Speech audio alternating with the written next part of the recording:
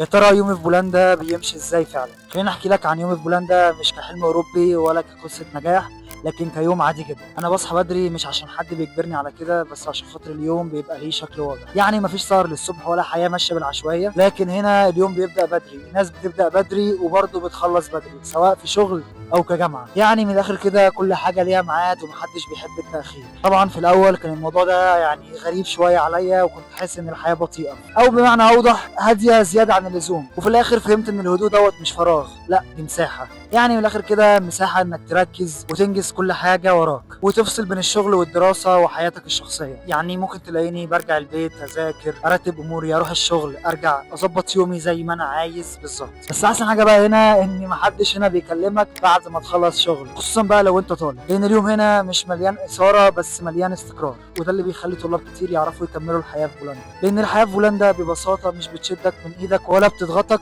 ولا بتسيبك تايه، هي بتمشيك. ولو انت قررت تمشي معاها، مش هقولك ان كل يوم حلو ولا ان مفيش ملل، بس هقولك الحقيقه. يعني الملل هنا في بولندا ارحم من الضغط وارحم من الفوضى، لو انت شخص بيحب النظام او حتى محتاج يتعلمه، لان بولندا بتفرض عليك ده من غير ما تكسرك. ولو انت فاهم ان الحياه هنا مش حفله مستمره لكن مرحله بناء، ساعتها اليوم العادي بيبقى نعمه كبيره مش عيب. ولو محتار ومش عارف الحياه هنا شبهك ولا لا، ما تاخدش القرار لوحدك، فخطوه موجوده عشان كده، عشان تساعدك تشوف الصوره كامله وواضحه. وعشان اثبت لكم ان انا قادر انظم وقتي، انا دلوقتي بتفسح في فرنسا في شوارع باريس.